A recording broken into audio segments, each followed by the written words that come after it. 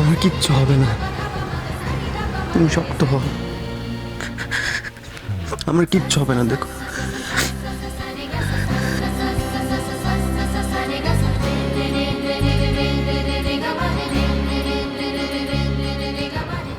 এতদিন আমি সমাজের জন্য লড়েছি, এবার আমি নিজের জন্য লড়ব, ছোটুর জন্য লড়ব।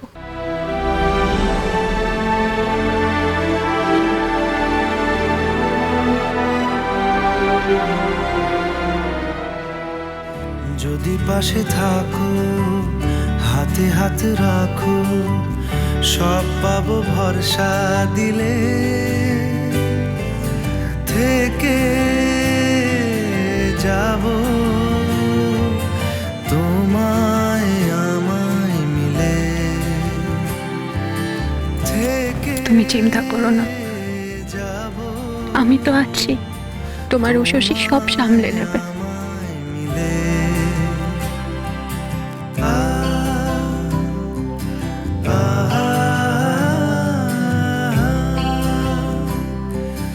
La la la la la la la la la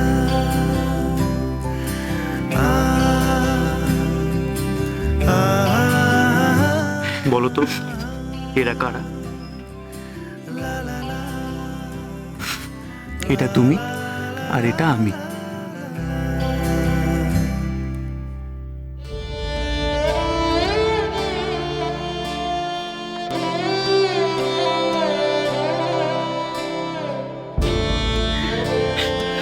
নিষেধ,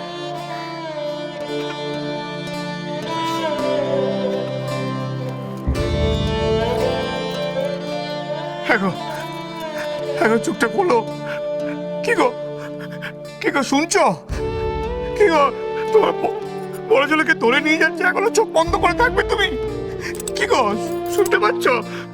হ্যাঁ, চোখটা খোলো।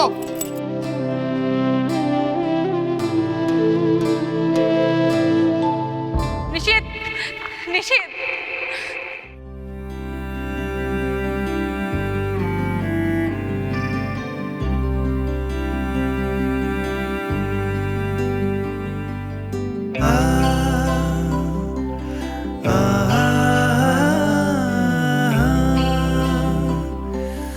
La la la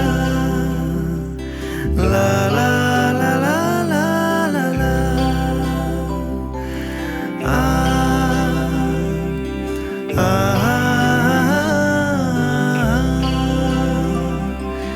la la la la la la la। মা চোখ খুলুন না মা, আপনার কি হয়েছে? ঠাকুর ঠাকুর ও ঠাকুর, মাকে সুস্থ করে দাও ঠাকুর। এবার আমি সত্যি সত্যি তোমার দামি একটা জিনিস দেবো, প্রমিস করছি। তুমি মাকে ভালো করে দাও ঠাকুর, ঠাকুর ঠাকুর। যত নষ্টের মূলে ওই বড় বৌদি আমাদের বাড়িটাকে একদম শেষ করে দিল।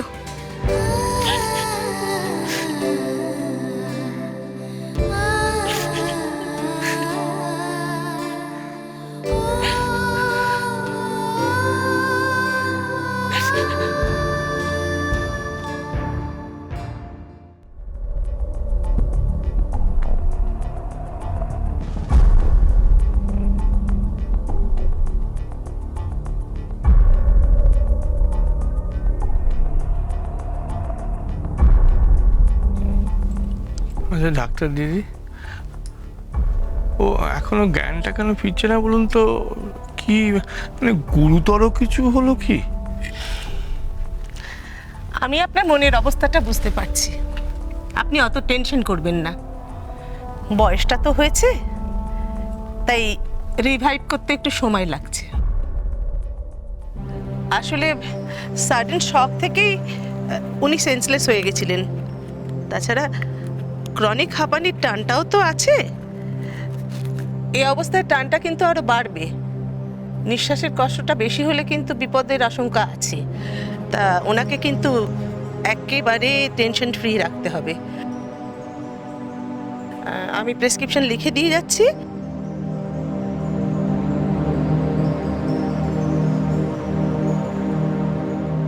দেখে নিন। হ্যাঁ বলুন, দেখে নিচ্ছি।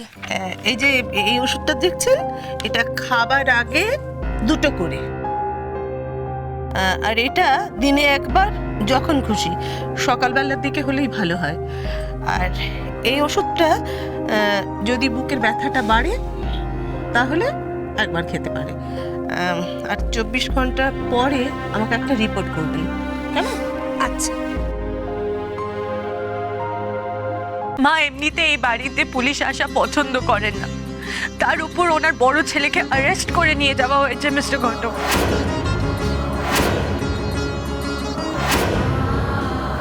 আমার মনে হয় আপনি আমার কথা বা এই পরিবারের পরিস্থিতিটা বুঝতে পারছেন না। জাস্ট কিছুক্ষণের মধ্যে মনে হয়েছে কেউ যেন আমাদের পরিবারটা এলোমেলো করে দিয়ে গেল, আর আপনি বলছেন টেনশন করতে না।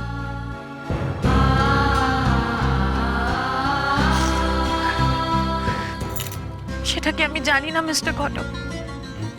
টেনশন করলে কিছু হয় না আমি জানি, কিন্তু আমি কি করবো আমি তো কিচ্ছু বুঝতে পারছি না।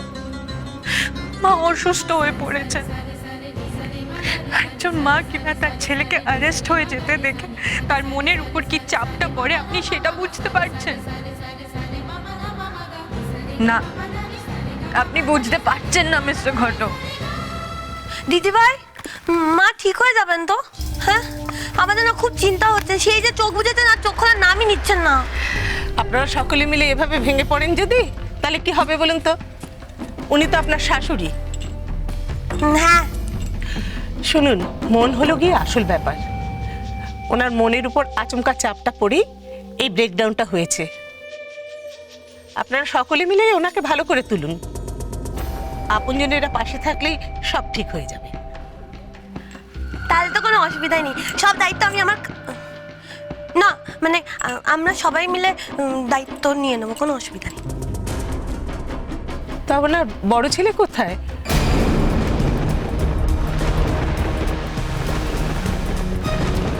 উনি তো সব সময় আমাকে ডাকেন, ওনাকে তো এখানে দেখতে পাচ্ছি না।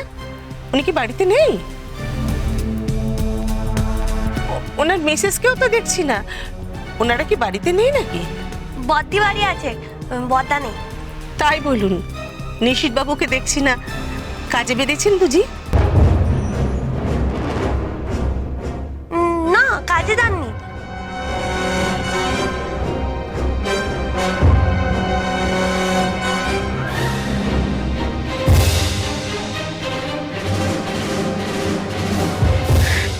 নিশীথ ছাড়া এই বাড়ি অচল মিস্টার ঘটক, সে কথা আপনি জানেন। আর আমার শাশুড়ি মা তার বড় ছেলেকে চোখে হারায়, এ কথাও আপনার অজানা নয়। আপনি তো অনেকদিন ধরে আমাদের পরিবারকে দেখছেন, তাও এমন একটা স্টেপ নেবার আগে আপনার একবারও মনে হলো না আমাকে জানানো দরকার? সরাসরি পুলিশ পাঠিয়ে দিলেন। এটা আপনার কাছে আশা করিনি মিস্টার ঘটক। আইন আপনার হাত পা বেঁধে দিয়েছিল, কিন্তু আপনার মানবিকতা, আপনার বিবেকে একবারও আপনাকে বলবে না যে উষসীকে একবার আমার বিষয়টা জানানো উচিত? মিস্টার ঘটক, আমি কি কোনোদিনও আইনের কাজে বাধা হয়েছি? কোনোদিনও আইনের পাশে দাঁড়াইনি।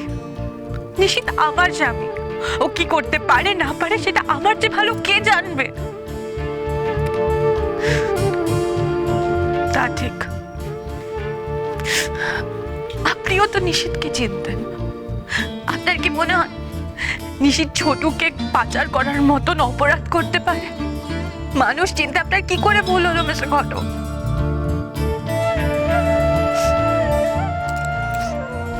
না মিস্টার ঘটক, আর নয়।